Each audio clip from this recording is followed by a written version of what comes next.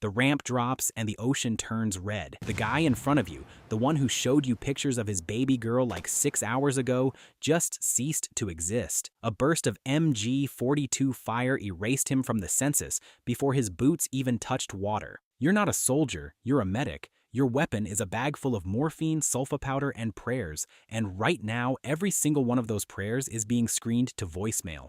But wait, how did you, the dude who used to faint at paper cuts, end up chest deep in the English Channel watching the Atlantic Ocean turn into a crime scene?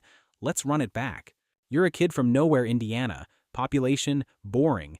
Your dad's a doctor, small-town legend, the kind of guy who delivers babies and pulls teeth in the same afternoon.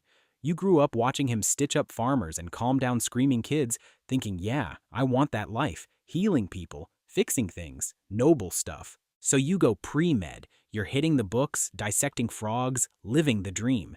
Then December 7th, 1941 happens. Pearl Harbor.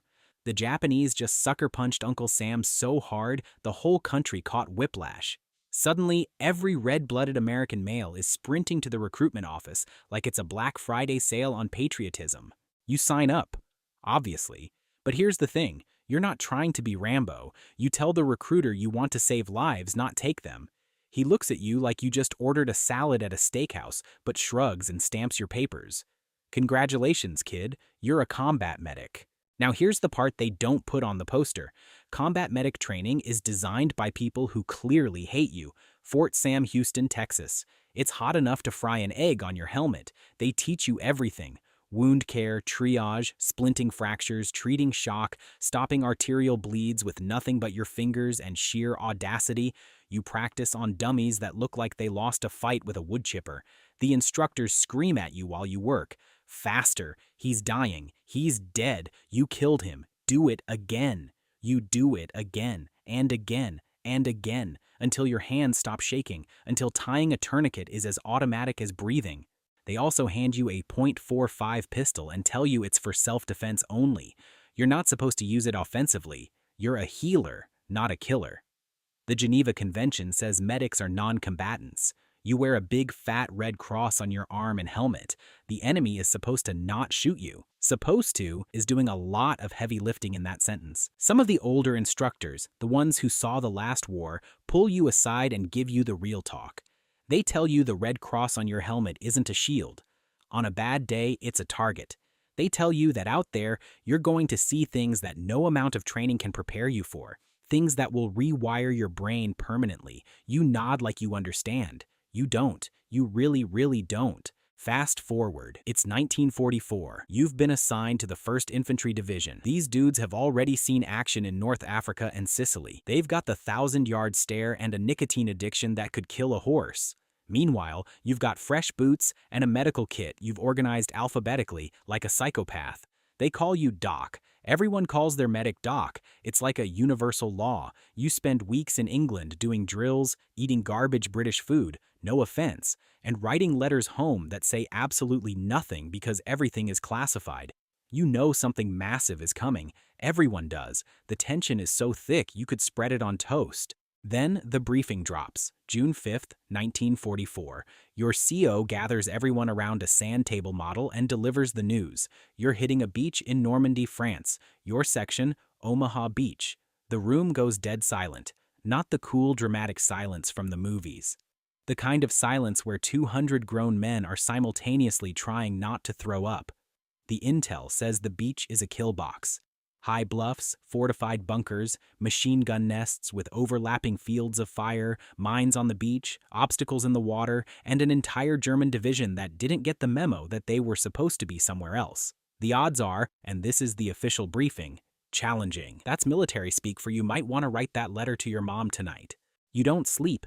Nobody sleeps. You check your kit 47 times. Morphine syrettes, bandages, sulfa packets, plasma, tourniquets, scissors, tape. You mumble the triage protocol under your breath like a prayer. You write a letter to your dad. You just tell him you finally understand why he always looks so tired after a bad night at the clinic. Midnight, June 6th, you're climbing down a cargo net into a Higgins boat in the pitch-black English Channel. Waves are slamming the flat-bottomed boat like gods playing whack-a-mole.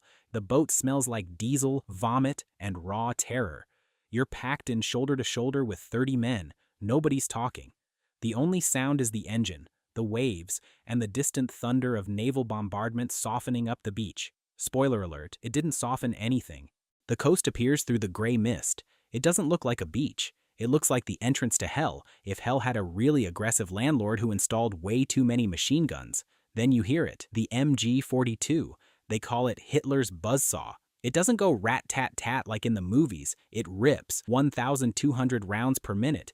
It sounds like a giant tearing a bedsheet made of thunder, and it's pointed directly at your face. The coxswain screams, "Ramp down in 30 seconds." And here's where your brain does something absolutely unhinged. It goes calm, dead calm, like someone flipped a switch. All that training, all those instructors screaming at you, it just takes over. You're not you anymore. You're a machine. A meat robot programmed to stop bleeding. The ramp drops. Remember the guy with the baby pictures? Gone. The 3 guys behind him? Gone. The tide is wrong, the obstacles are still intact, and the softened defenses are very much hard. You go over the side of the boat because walking down that ramp is a death sentence. You plunge into water that's chest deep and cold enough to stop your heart. Your kit weighs a ton. Your boots fill up. Every step forward is a war against physics. Bullets are hitting the water around you and making these little geysers that would be beautiful if they weren't, trying to kill you. You see a guy floating face down, then another, then another. The water is turning pink, then red, then a color red doesn't have a name for. You reach an obstacle, a big metal cross thing designed to rip boats open. There's a soldier behind it. He's alive. His arm is not in great shape. Actually, his arm is in terrible shape. It's hanging by what looks like a shoelace made of muscle. He's screaming for his mom. You get to work, tourniquet, high and tight. You're cranking the windlass and talking to him at the same time, telling him he's gonna be fine, telling him his mom is gonna be so proud, telling him literally anything to keep him from going into shock. Sulfa powder on the wound, bandage it, morphine syringe in the thigh. You write an M on his forehead with his own blood so the next medic knows he's already dosed. You drag him behind the obstacle and move on. The beach is 300 yards of pure open nightmare. There's no cover. The seawall is the only hope, and it might as well be on the moon. You're low crawling through sand that's mixed with blood and shrapnel and things you refuse to identify. Every few feet, there's another guy down. Some are screaming, some are quiet. The quiet ones are worse. You triage on the fly. This one can wait. This one can't wait. This one doesn't need a medic anymore. That calculation, repeated over and over, is going to live rent-free in your skull for the rest of your natural life.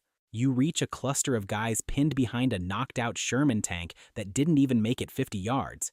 There's a sergeant with a chest wound. You can hear the air whistling through the hole every time he breathes. This is bad. You rip open a wrapper, slap the cellophane packaging over the wound, and tape 3 sides. You learned this in a classroom in Texas. It felt fake then. It doesn't feel fake now. You elevate his legs, holler for anyone with plasma, and somehow, impossibly, keep him breathing. An officer, a lieutenant with more guts than brains, starts rallying men. He's screaming something about how they're all going to die on this beach anyway, so they might as well die moving forward. Inspirational stuff, in a psychotic kind of way. Men start moving. You move with them. Not because you're brave, because wounded men are moving forward, and where wounded men go, you go. You hit the seawall. It's not much, a little ridge of rocks and wood, but compared to the open beach, it's basically a 5-star hotel. Guys are crammed together, catching their breath, reloading, praying, bleeding. You're moving down the line doing patch jobs. Your hands are so slick with blood that your scissors keep slipping. Your sulfa powder is running low. You start making impossible choices. Half doses, skipping bandages on minor wounds, telling guys with broken legs to just stay down and wait. Then you hear it. Medic. The worst word in the English language when someone's screaming it. It's coming from the open beach. You look over the seawall and see a kid, can't be older than 18, lying in the open about 40 yards out. He's hit in the gut and he's writhing. Between you and him is nothing but sand and German lead. Every rational brain cell you have is screaming, "Do not go out there," but your legs are already moving. sprinting across open ground with an MG42 stitching the sand behind you. You slide in next to him like you're stealing home plate. Gut wound. Bad. You pack it, bandage it, hit him with morphine, and then realize you have to drag him back 40 yards in the open with a 170-pound kid while people shoot at you.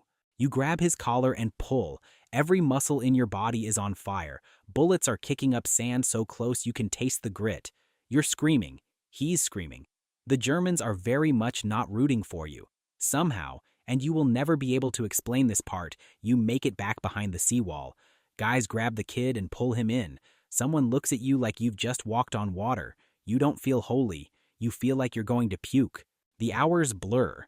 By mid-afternoon, engineers have blown gaps in the wire. Infantry is pushing up the bluffs. The machine guns are going quiet one by one. You follow the advance because there are always more wounded. You're running on nothing. No food, no water, no sleep. Just adrenaline and stubbornness and whatever chemical your brain makes when it's decided dying is someone else's problem today.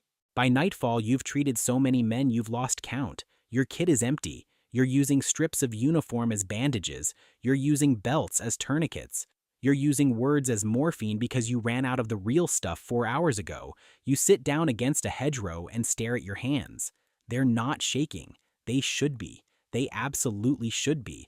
But they're steady. Rock steady. And that, weirdly, is the thing that terrifies you the most, because those hands just spent 14 hours sorting through human suffering like it was inventory at a warehouse, and they're fine. The sun sets on Omaha Beach. The tide comes in and goes out. It washes some of the red away. The official count later says roughly 2,400 Americans were killed or wounded on this stretch of sand. You know the number is wrong because numbers are clean, and this was anything but. You didn't fire a single bullet. You didn't take a single life. But you carried that beach on your back one wounded man at a time. No gun, no glory, just a canvas bag and hands that refused to quit. And here's the thing nobody tells you. The war doesn't end when the shooting stops. You're going to carry every face, every scream, every kid calling for his mother for the rest of your life. That's the price of admission. That's the cost of being the guy who runs toward the bullets instead of away. You'll go home eventually. If you're lucky, you'll sit at your dad's kitchen table back in nowhere, Indiana, and he'll ask you how it was, and you'll say fine. Because how do you explain Omaha Beach to someone who wasn't there? How do you tell your father that you held a boy's intestines in your hands while he asked you if he was going to make it, and you said yes, knowing full well you were lying through your teeth? You don't. You just say fine. And you drink your coffee, and your hands still don't shake, and that still terrifies you more than any German machine gun ever did. So that's the story. One medic, one beach, one very long day in June 1944. No gun, no kill count, no Hollywood slow-motion hero shot. Just a kid from Indiana with a canvas bag and a stubborn refusal to let people die on his watch. Was it heroic? Was it insane? Yes.